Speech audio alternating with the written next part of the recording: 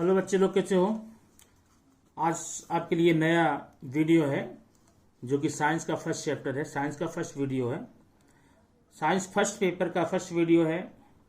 Chapter का नाम है रासायनिक अभिक्रियाएं।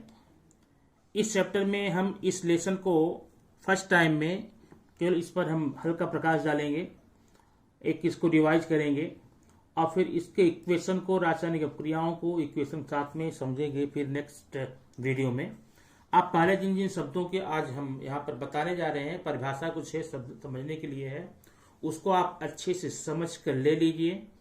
फिर उसके आधार पे, उसी के परिभाषाओं के आधार पर, उन्हीं वर्ड के आधार पे हम रासायनिक अभिक्रियाओं का एग्जाम्पल ले लेके आपको उसका हम विश्लेषण करेंगे, उसको हम विस्तार से बताएंगे। तो सबसे पहला वर्ड है रासायनिक समीकरण। रासायनिक समीकरण, केमिकल इक्वेशन। रासायनिक समीकरण के बारे में आप 8वीं से ही समझते, सुनते, देखते चले आ रहे होंगे। साइंस में कई लेसन में आपका रासायनिक समीकरण की चर्चा की गई है, वहां पर कुछ डिस्कशन किया गया है, लेकिन 10th में आने के बाद में आपको इसको डिटेल में जाना होगा, समझना होगा। रासायनिक समीकरण क्या है, इसकी एक छोटी सी परिभाषा है, आप अपने दिमाग में बैठा लीजिए उसको। रासायनिक अभिक्रियाएं, पहले आप समझ लीजिए, जो रासायनिक पदार्थों के बीच में आपस में अभिक्रिया होती है उसको हम रासायनिक अभिक्रिया कहते हैं। अब उन रासायनिक अभिक्रियाओं को दिखाने के अलग अलग माध्यम होते हैं। तो अब रासायनिक समीकरण क्या होता है? रासायनिक अभिक्रियाओं को, ध्यान सुनिएगा, रासायनिक अभिक्रियाओं को सूत्रों एवं संकेतों के माध्यम से व्यक्त करने को ही रासायनिक समीकरण कहते हैं। मीन्स रासायनिक समीकरण क्या है? रासायनिक समीकरण एक प्रकार की अभिव्यक्ति है। किसकी अभिव्यक्ति है? रासायनिक अभिक्रियाओं के। किसके द्वारा? सूत्रों एवं संकेतों के द्वारा। अर्थात रासायनिक अभिक्रियाओं को सूत्रों एवं संकेतों के माध्यम से अभिव्यक्ति को ही रासायनिक समीकरण कहते हैं। अब ये रासायनिक समीकरण हमारे लिखने के दो तरीके हैं, दो स्वरूप होते हैं। वो पहला स्वरूप है शाब्दिक स्वरूप। क्या है?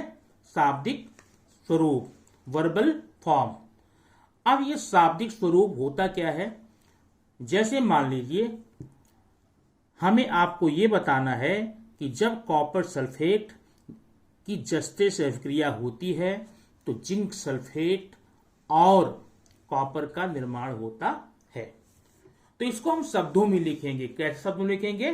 कॉपर सल्फेट प्लस जस्ता equal to zinc sulphate plus copper. तो चूंकि इस रासायनिक अभिक्रिया को हमने शब्दों के रूप में दिखाया है, इसलिए इसको हम क्या बोलेंगे? शाब्दिक स्वरूप। दूसरा स्वरूप है रासायनिक स्वरूप, केमिकल में। इसमें क्या है? कॉपर सल्फेट का सूत्र है CuSO4, यहां पर लिखा गया। जस्ते का संकेत है Zn। इनके बीच में जब अभिक्रिया होती है तो बनने वाला पदार्थ होता है जिंक सल्फेट, जिसका सूत्र है ZnSO4 प्लस CO। इस प्रकार से ऐसे समीकरण को, इस स्वरूप को हम रासायनिक स्वरूप कहते हैं। इस प्रकार से आपने देखा रासायनिक समीकरण की परिभाषा क्या होती है और उसको किन किन स्वरूपों में लिखा जा सकता है। आगे देखेंगे रासायनिक समीकरण के घटक। अब ये समझना आपके लिए बहुत जरूरी होता है, रासायनिक समीकरण के घटक, components of the chemical equation. तो आप सबसे पहले वर्ड क्या है? अभिकारी पदार्थ। इसको बोलते हैं इंग्लिश में रिएक्टेंट, अभिकारी पदार्थ। अब अभिकारी पदार्थ क्या है? आप जरा समीकरण में यहां पर जाइए, ऊपर देखिए CuSO4 plus Zn equal to ZnSO4 plus CO। तो रासायनिक अभिक्रिया में भाग लेने वाले पदार्थों को अभिकारी पदार्थ कहते हैं। यह है रासायनिक अभिक्रिया में भाग लेने वाले पदार्थों को अभिकारी पदार्थ कहते हैं। ठीक। अब जैसे ये रासायनिक अभिक्रिया है, भाग लेने वाले पदार्थ ये है। कॉपर सल्फेट और जिंक, इन दोनों को हम अभिकारी पदार्थ कहेंगे। और ध्यान ये रखिए कि अभिकारी पदार्थ को हमेशा समीकरण के बाएं तरफ ही लिखा जाता है। तो ये हो गया अभिकारी पदार्थ। Reactant, all the substances taking part in the chemical reaction is called reactant. अब दूसरा पदबंध हमारे पास है उत्पाद, इसको बोलते हैं प्रोडक्ट। उत्पाद, उत्पाद क्या है? अभी पहले आप देख लीजिए, कॉपर सल्फेट और जिंक में आपस में क्रिया होने के बाद में बना क्या पदार्थ है? जिंक सल्फेट और उत्पाद, जिंक सल्फेट और कॉपर। तो ये जो जिंक सल्फेट और कॉपर है, इसको हम उत्पाद का नाम देते हैं, इसको हम उत्पाद बोलते हैं। ठीक है, अब इसको बोलेंगे कैसे, हम परिभाषा कैसे बताएंगे? रासायनिक अभिक्रिया के फलस्वरूप बनने वाले नए पदार्थों को उत्पाद कहते हैं। रासायनिक अभिक्रिया के फलस्वरूप बनने वाले नए पदार्थों को उत्पाद कहते हैं। अच्छे से रिपीट करके दिमाग में बैठा लेना इसको। The new substances released after chemical reaction is called product. Okay, अब अगला तीसरा पद है उत्प्रेरक। अब यहां पर देख रहे हैं, ये है उत्पाद। अब अगला पद है उत्प्रेरक। उत्प्रेरक क्या होता है? अभी आपने देखा होगा यहाँ पे, जैसे मान लो कुछ पदार्थ ऐसे होते हैं, इनमें आपस में अभिक्रिया होती है। अगर इनमें हम ताप बढ़ा दें, टेम्परेचर बढ़ा दें, प्रेशर बढ़ा दें, तो क्या होता है कि अभिक्रिया की दर और तीव्र हो जाती है। यद्यपि उस टेम्परेचर और प्रेशर ने अभिक्रिया में कोई भाग नहीं लिया है, शामिल नहीं हुए हैं, लेकिन इन लोगों ने किया क्या, इन घटकों ने किया क्या कि रासायनिक अभिक्रिया की जो दर थी, जो रेट था, उसको उन्होंने इंक्रीज कर दिया, बढ़ा दिया। तो उत्प्रेरक की परिभाषा क्या हो जाएगी? कैटलिस्ट, ऐसे सारे पदार्थ जो रासायनिक अभिक्रिया में भाग तो नहीं लेते हैं, किंतु अभिक्रिया की दर को बढ़ा देते हैं। Okay, all substances don't take part directly in the chemical reaction but increase the rate of reaction, they are called catalyst at temperature. Okay, अच्छा, अब ये हो गया रासायनिक समीकरण के 3 घटक हो गए। इनके नाम बार बार आगे आते रहेंगे तो आप समझते जाएंगे उसको। अब आगे देखेंगे रासायनिक समीकरण का लेखन, ये how to write the chemical equation. इसको आप एक एक पॉइंट करके समझते जाइए।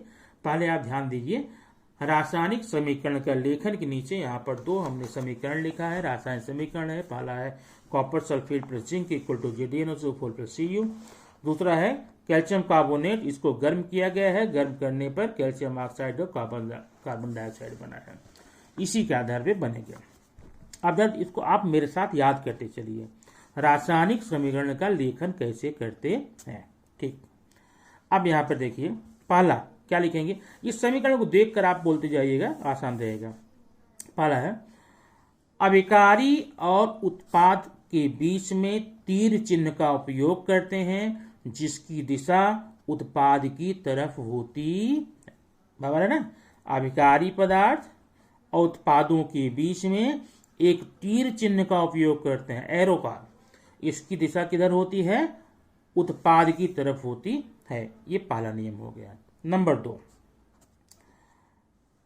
अभिकारी पदार्थों को तीर चिन्ह के बाएं तरफ और उत्पाद को तीर चिन्ह के दाहिने तरफ लिखा जाता है।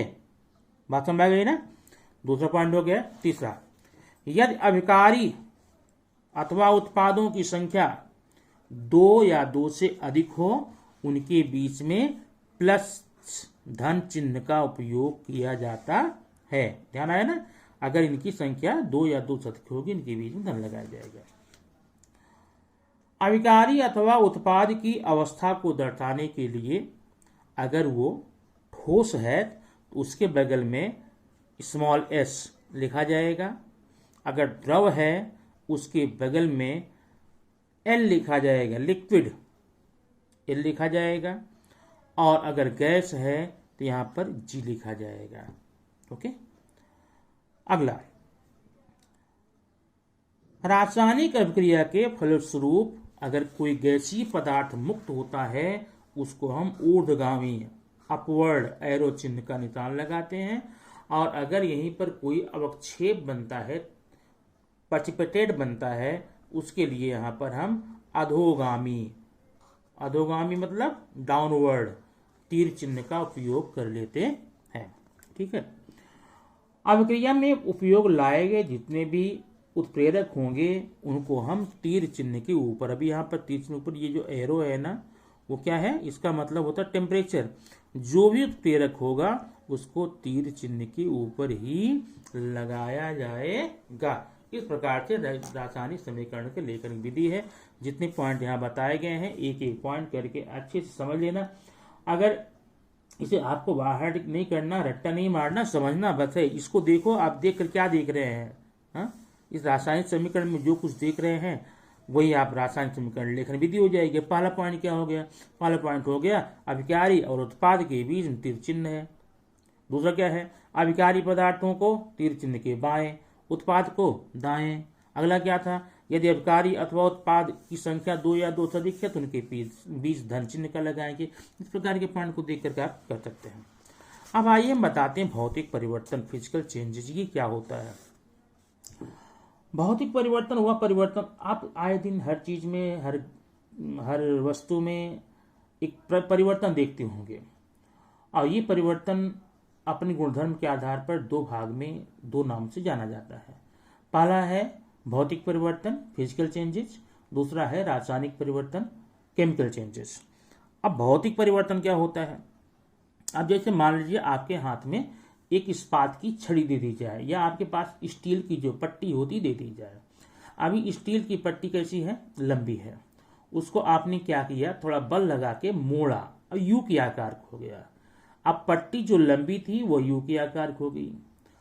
अगर परिवर्तन हुआ, यहाँ पे लंबी थी यू के आकार हो गई। अगर आप चाहें तो फिर से उसको सीधा कर सकते हैं, मतलब पट्टी जो यू के आकार की थी अब फिर लंबी हो गई, ठीक ना। लेकिन इस परिवर्तन में उस इस्पात की पट्टी में कोई अंतर नहीं आया, उसके गुणधर्मों कोई अंतर नहीं आया। इस्पात पहले भी था, इस्पात बाद में भी रहा। ऐसे परिवर्तन को हम भौतिक परिवर्तन कहते हैं। परिभाषा क्या हो जाएगी, ऐसे सारे परिवर्तन जिनमें उत्क्रमणीयता संभव है। अर्थात भौतिक परिवर्तन वह परिवर्तन है जो एक प्रकार का अस्थायी परिवर्तन है। इसमें वस्तु को पूर्वावस्था में लाया जा सकता है, वस्तु को पूर्वावस्था में लाया जा सकता है। और दूसरी बात ये, भौतिक परिवर्तन में केवल भौतिक रूप में परिवर्तन होता है, माने रूप में, रंग में परिवर्तन होगा। उनका जो आंतरिक हिस्सा होगा, जो रासायनिक संरचना होगी, उसमें कोई अंतर नहीं पड़ता है। जैसे पानी से बर्फ का बनना, पानी को फ्रिज में रखें बर्फ बनेगा, बर्फ को थोड़ा फिर गर्म करेंगे तो पुनः वह पानी बन जाता है, ठीक है। इसके अलावा अब अगला है रासायनिक परिवर्तन। ये रासायनिक परिवर्तन क्या होता है, रासायनिक परिवर्तन वह परिवर्तन है जिसमें वस्तु को पूर्वावस्था में नहीं लाया जा सकता है। The object can not be converted in reverse, ठीक है। ऐसे परिवर्तन जिसमें वस्तु को पूर्वावस्था में लाया नहीं जा सकता है उसको हम रासायनिक परिवर्तन कहते हैं। तो रासायनिक परिवर्तन क्या है, एक रासायनिक परिवर्तन है, एक अस्थायी परिवर्तन है। इसमें भौतिक और रासायनिक दोनों गुणधर्मों का परिवर्तन होता है। जैसे दूध से दही का बनना, फलों का पकना, ये सारे के सारे क्या होते हैं, रासायनिक परिवर्तन होते हैं। अगला टॉपिक आइए है रासायनिक अभिक्रिया की दर को प्रभावित करने वाले घटक। माने अभी आपने देखा रासायनिक अभिक्रिया की जो दर होती है उसको कौन कौन चीजें हैं जो प्रभावित कर सकते हैं। इसमें एक एक करके हम आपको यहाँ पर गिनाते जाते हैं, आप वहां पर नोट कर लीजिए दिमाग में। पहला है उत्प्रेरक। ये उत्प्रेरक क्या, अभी आपने पढ़ा, उत्प्रेरक एक ऐसा घटक है जो रासायनिक अभिक्रिया में सीधे तौर पे भाग तो नहीं लेता है लेकिन उसकी दर को प्रभावित कर देता है। दूसरा है कणों के आकार, अभिकारकों के जो कण होते हैं ना उनके आकार। अब ये देखिए अभिकारी पदार्थों के कणों के आकार जितने बड़े होंगे अभिक्रिया की दर उतनी मंद होगी, और कणों के आकार जितने छोटे होंगे अभिक्रिया की दर उतनी तीव्र होगी। अगला है सांद्रता। सांद्रता क्या है, गाढ़ापन, कंसंट्रेशन।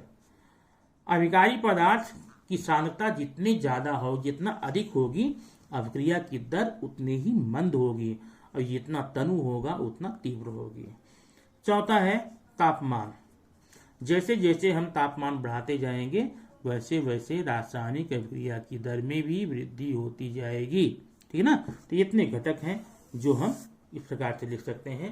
रासायनिक अभिक्रिया की दर पर प्रभाव डालने वाले घटक कौन कौन से हैं। अब आइए, अब अगला है रासायनिक समीकरण को संतुलित और असंतुलित दो श्रेणी में बांटा गया है। पहला है संतुलित समीकरण। ऐसे रासायनिक समीकरण, याद कर लीजिएगा, ऐसे रासायनिक समीकरण जिनके दोनों पक्षों में परमाणुओं की संख्या समान होती है उनको हम संतुलित समीकरण कहते हैं, और जिनके दोनों पक्षों में परमाणुओं की संख्या समान नहीं होती है, असमान होती है, उनको हम असंतुलित समीकरण कहते हैं।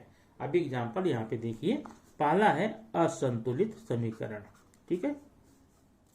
अब असंतुलित में क्या है, Na, यहाँ देखिए सोडियम है, इसके एक परमाणु है, यहाँ पर दो परमाणु है। ऑक्सीजन एक यहाँ है, 4 यहाँ 5 है, और ऑक्सीजन यहाँ पर 4 1 5 बराबर है। H यहाँ पर 1 2 2 1 3 है, यहाँ पर 3 है, और यहाँ पर H 2 है। ठीक, इसको हम असंतुलित कहेंगे। माने ऐसे रासायनिक समीकरण जिसके दोनों पक्षों में परमाणुओं की संख्या समान न हो, असमान हो, उसे हम कहेंगे संतुलित समीकरण, balanced equation. The equation in which number of atoms are not equal in the both sides it call imbalanced chemical equation. अब अगला देखेंगे हम यहाँ पर संतुलित समीकरण। परिभाषा उल्टी बोल दो। ऐसे सारे रासायनिक समीकरण जिसके दोनों पक्षों में परमाणुओं की संख्या समान होती है उन्हें हम संतुलित समीकरण कहते हैं। The equation in which the number of atoms are equal in the both sides they are called balanced equation. अब यहाँ पर देखिए, यह 2NaOH plus H2SO4 equal to Na2SO4 plus H2। यहाँ पर दोनों पक्षों में आप परमाणु की संख्या बराबर देखेंगे। यहाँ सोडियम के 2 परमाणु हैं, यहाँ पर सोडियम 2 परमाणु हैं, बराबर है। यहाँ सल्फर का 1 है, यहाँ भी सल्फर का 1 है। यहाँ पर H कितने हैं, अभी यहाँ पर 2 हो गए, H 2 2 4 हो गए। यहाँ पर 2 कर लेंगे तो 4 हो गए। ठीक ना। यहाँ पर O 2 है, यहाँ पर O, यहाँ पर 4 2 6, यहाँ पर 4 2 6, माने सारे परमाणु दोनों पक्षों में बराबर हैं। ठीक है। अब अगला है रासायनिक अभिक्रिया के प्रकार। यह ध्यान से देखना इसको। रासायनिक अभिक्रिया जो है कितने प्रकार की होती है। रासायनिक अभिक्रिया तो मुख्यतः 4 प्रकार की बताई जाएगी, लेकिन इसमें इसके कुछ उप प्रकार होंगे, उसको हम आगे पढ़ेंगे। पहला संयोग अभिक्रिया, कॉम्बिनेशन रिएक्शन।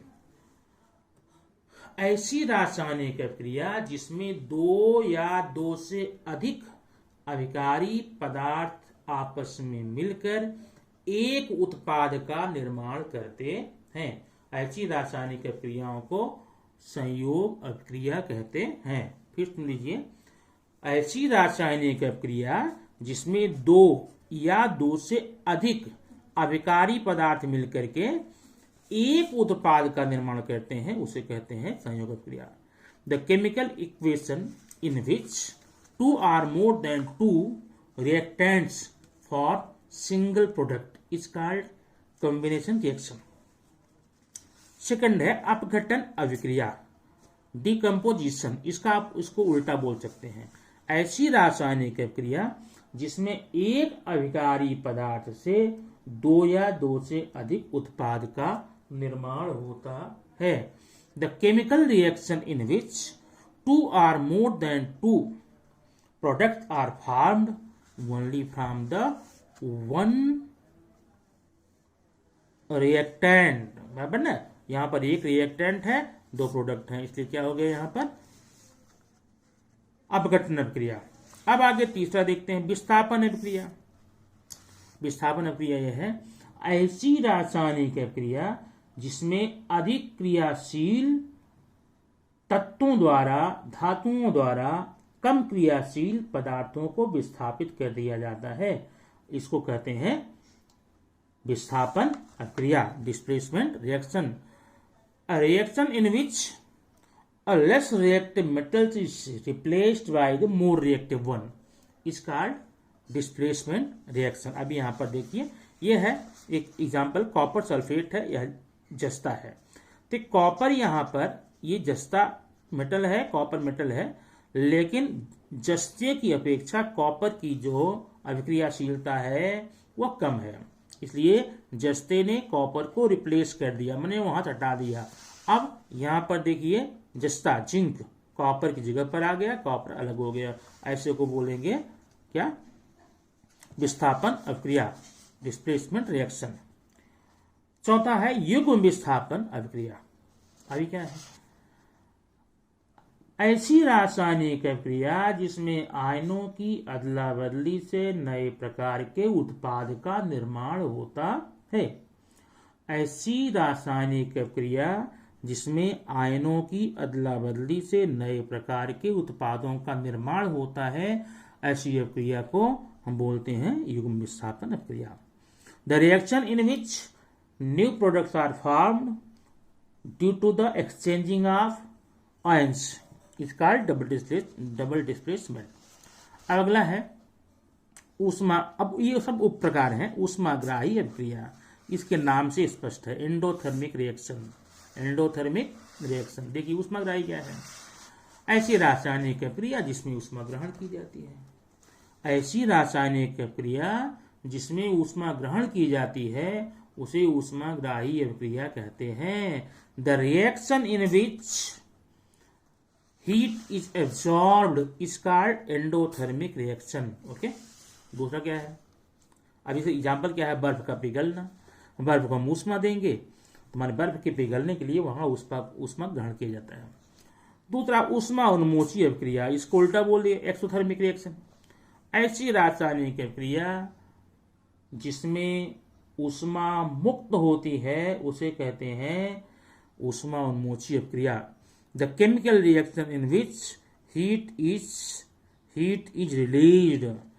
जैसे एग्जाम्पल, पोटेशियम नाइट्रेट को जब पानी में हम डालते हैं वहां पर ऊष्मा मुक्त होती है। ठीक है, फिर अगला है ऑक्सीकरण।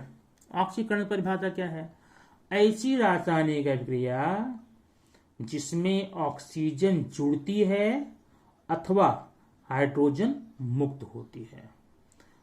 ऐसी रासायनिक अभिक्रिया जिसमें हाइड्रोजन संयुक्त होती है, जुड़ती है, अथवा हाइड्रोजन मुक्त होती है, ऐसी रासायनिक अभिक्रिया को ऑक्सीकरण नाम दिया जाता है। The equation in which oxygen is added or hydrogen is released is called oxidation reaction. Second, अवकरण, इसका नाम अपचयन भी है। अवकरण रिडक्शन। ऐसी रासायनिक, उल्टा आप बोलेंगे ऑक्सीकरण का, ऐसी रासायनिक अभिक्रिया जिसमें हाइड्रोजन जुड़ती है अथवा ऑक्सीजन मुक्त होती है। The chemical reaction in which hydrogen is added or oxygen is released, it is called reduction. Redox. Redox क्या है, ऐसी रासायनिक अभिक्रिया जिसमें ऑक्सीकरण और अवकरण दोनों साथ साथ हो उसे रेडॉक्स अभिक्रिया कहते हैं। उदासीनीकरण, न्यूट्रलाइजेशन, ये 9th में भी आपके था। जब अम्ल और भस्म आपस में क्रिया करते हैं, देखिए यहां पर मैं लिखता हूं अम्ल, यहां पर लिखूंगा भस्म या क्षार इक्वल टू लवण धन पानी।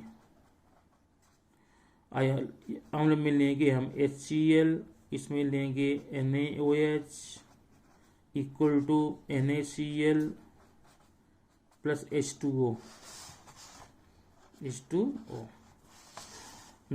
क्या उदासीकरण, ऐसी रासायनिक अभिक्रिया जिसमें अम्ल और भस्म आपस में मिलकर के लवण और पानी का निर्माण करते हैं, इसे कहते हैं उदासीनीकरण अभिक्रिया। The chemical reaction in which the base and acid release salt and water is called neutralization. अब अगला है बदबू। ये बदबू क्या होती है? रैंसिडिटी। जब खाद्य तेलों को टिन के डिब्बे में अधिक लंबे समय तक रख दिया जाता है, उन तेलों का ऑक्सीकरण हो जाता है और ऑक्सीकरण होने के कारण वे तेल बदबूदार, झागदार हो जाते हैं, खाने के अयोग्य हो जाते हैं। इसको ही हम बदबू कहते हैं, रैंसिडिटी कहते हैं। तो बच्चों, इस प्रकार से इस चैप्टर पर परिचय का जो ये पहला दौर था समाप्त होता है।